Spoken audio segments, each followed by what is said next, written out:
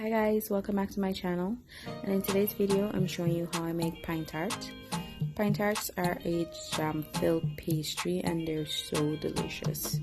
So I'm not going to explain how to do the pastry dough or the jam. I will leave the detailed video link in the description box, so please do check it out. This is just a quick clip to show you the steps, and I'm going to leave it in the description box so you'll see it there.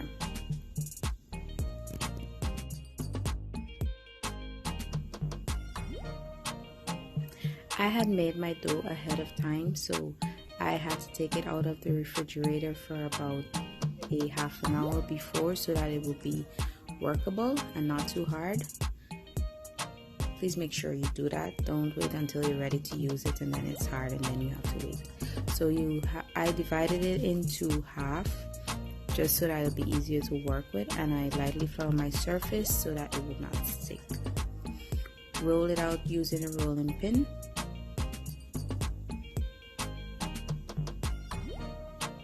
And you need to move it around a bit, just half turn it so that it won't stick onto your mat or your surface. Then you will take whatever desired size you have. I have this bowl and it wasn't big enough, but we'll fix that. So I will roll it out again after it's been cut into these circles, but make sure if you're gonna do that, you don't roll out the dough too thin to begin with, or else your pastry will just be too thin. If it's a small size circle and then it's thin, it will be small and thin. So just add about 1 tablespoon of jam. I know you will be tempted to add more and overfill it, but then you'll have a problem when you're ready to wrap it up. 1 tablespoon of jam will be sufficient.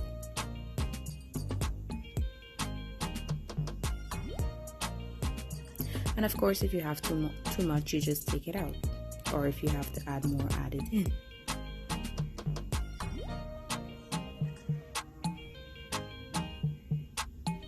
So to fold, you fold over one side, then you fold the other side upon itself, and then I would usually press down the edges to just seal it and then fold over the next flap.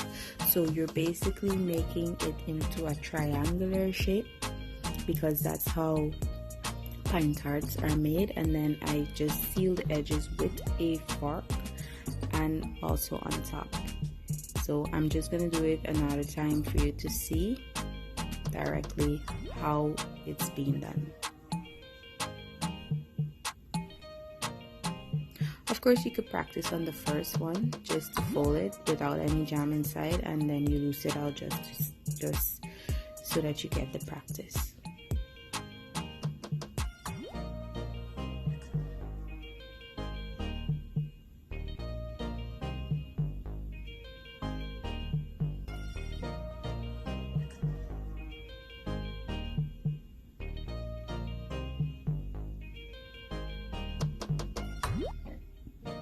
Do the same exact thing to the second set of dough, and I end up getting about 14.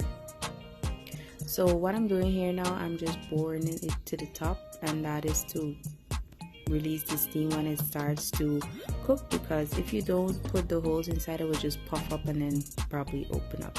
So I have some milk here and I'm going to put some coloring into it, and then just lightly brush the top, and it gives it a nice texture and a nice color when it's finished baking. Bake in an oven of 350 degrees for about 20 to 30 minutes. You can do 30 minutes if you want it more on the crispy side. So yeah, pop it into the oven, and then this is what it looks like when it's finished. When you shake your pan, it's supposed to come like it's supposed to be loose. That's how you know that it's finished. These came out lovely, it tasted lovely, the texture was great and so yummy. So that's it guys, thanks for watching, and please remember to hit the subscribe button and turn on the bell to be notified when I post new videos. Bye.